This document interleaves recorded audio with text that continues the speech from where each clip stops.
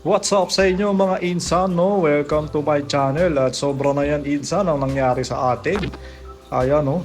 Kung makita nyo mga insan, oh, yan, no? Sira na, oh. Yan, nabutas na yan insan. Sobra na talaga yan insan, no? Nagtagas dito yung ating tubig at nagkaroon ng leak dito mga insan, no? Hindi natin alam insan kung ano nangyari dito. So tinanggal ko na nga yung tubig mga insan dahil sobra na baha dito sa loob insan.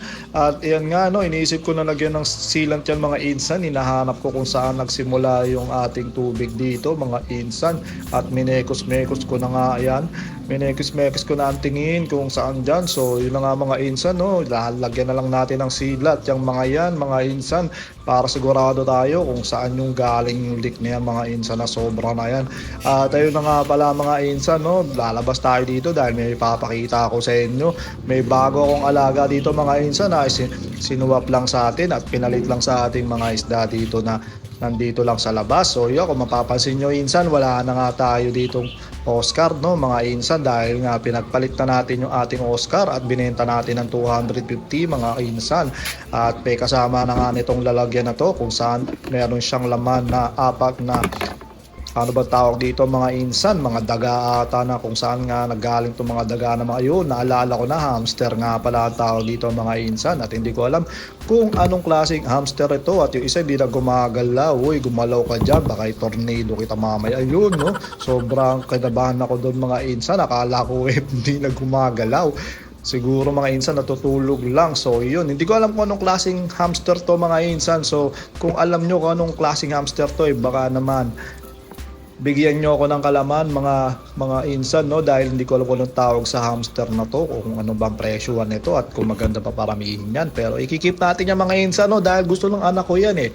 Gusto ng anak ko yung mga ganyan daga na yan na nakikita niya yan at nagmemekos-mekos do sa isang bilog yan. Kaya tignan natin mga insan kung mapaparami natin yan. Get out of my way! So yun na nga mga kahasang, no, at pinalipas ko muna ang isang araw para patuyuin itong ating nag ano no nagtagas na tubig na yan na sobra na talaga na baha. So ayun, meron tayo ditong silat na kulay itim at ilalagay na natin yung silag. Ayan, tingnan natin kung anong mangyayari dyan mga insan. So nung nilalagyan ko nga ito ng sealant, no, hindi ko napansin yung ating sealant basag pala yung nozzle dahil nga nung pinahiram ko to sa mga bata hindi ko na na-check ulit. So yun nga, basag yung ating nozzle kaya naisip ko na kamayin na lang tong mga insan. Ayan, no, nag-iisip ako bakit kaya ayaw lumabas.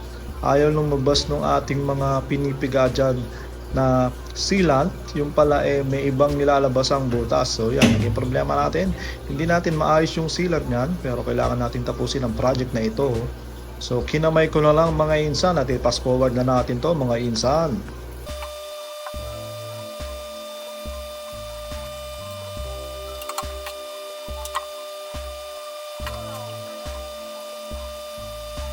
So yung mga kaasang, no, imbis na sa dulo lumabas may isa pa siyang butas na nilalabasan na basag na pala to. At hindi ko napansin, no, dahil yung muling gumamit nito yung mga bata na pinahiram ko sa kanila to.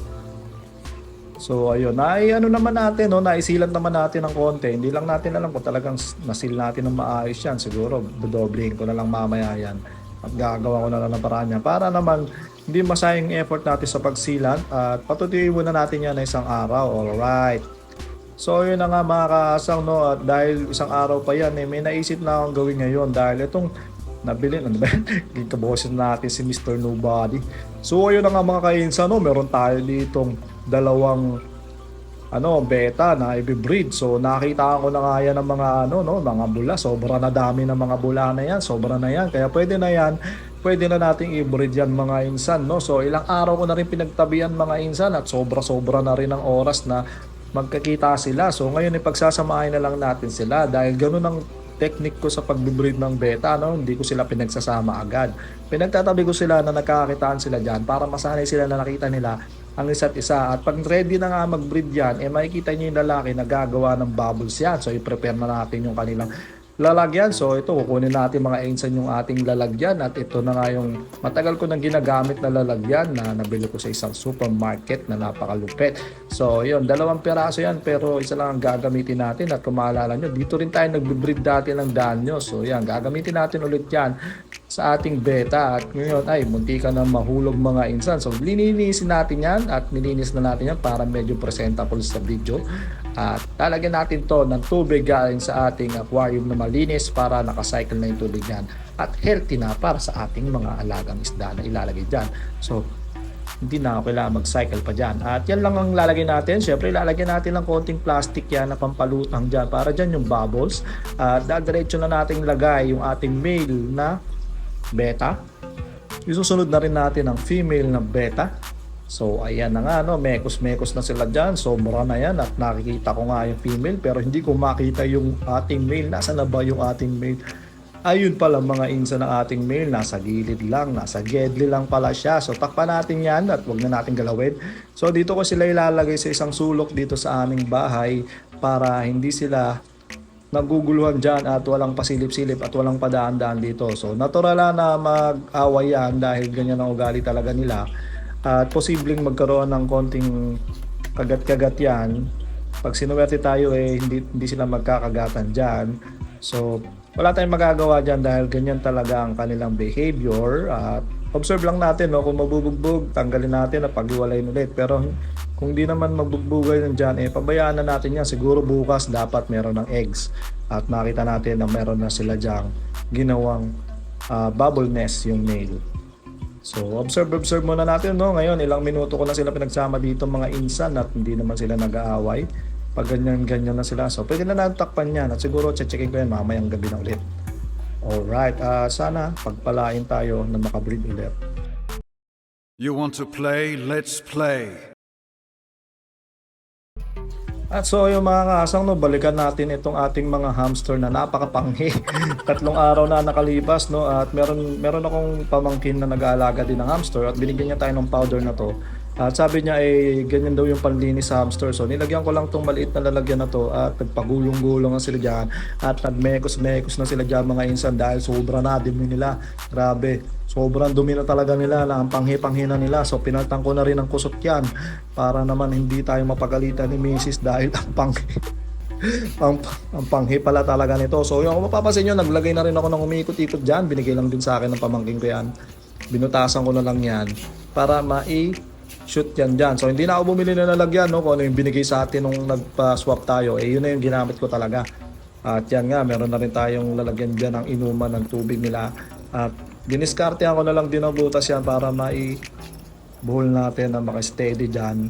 At yan, kung makikita nyo, eto na nga, at malinis na yung dalawa. Ayan, luminis na sila. Ang galing ng powder na yun, no, ng tawag dyan. So nilagay ko naman yung dalawa ngayon. At yan, kung makikita nyo, no, yan ang mga insa, no. Sobra na dumi niya pero nagpagulong-gulong. Ganto pala maglinis, no. Ganto maglinis ang hamster. Tapos yun, hindi ko pa rin alam kung anong tawag dyan sa hamster na yan. Baka alam nyo, message na lang nyo o comment nyo na lang dito sa video na to. At ayan, lumininis na sila ng ganyan, no. Ayos lang din pala, no. Ang mahirap lang mapanghi talaga. Mapanghi talaga yung kanilang ihi na naiipon. So dapat siguro every 2 days magpalit ng kusot. So ayun, tapos na yata silang maligo at gusto na nilang lumabas. So ibabalik na natin sila doon sa kanilang lalagyan kung saan naghihintay ang 2 tropa pa nila. Alright, hirap tanggalin. So ayun, noong una medyo natatakot akong humawak, pero ngayon medyo takot na lang ako ng konti. Ganito ko sila kinukuha dahil hindi ako sanay, kung tama yung ginagawa ko. Parang hindi tayo makagat kasi parang nangagat din yata itong mga to. So ayun na nga, at hindi ko nga alam kung anong klaseng hamster to. Ang tingin ko parang ang liit nito kasi may nakita akong hamster na mas malaki dito . So yun yung pinag-anuan nila, pinagliguan nila. Ayun, mukhang masaya naman sila dyan. So yun, i-update ko na lang kayo sa mga ginawa natin ngayon. Tapusin ko na ang video na to. Maraming salamat sa mga nanood. Fish out!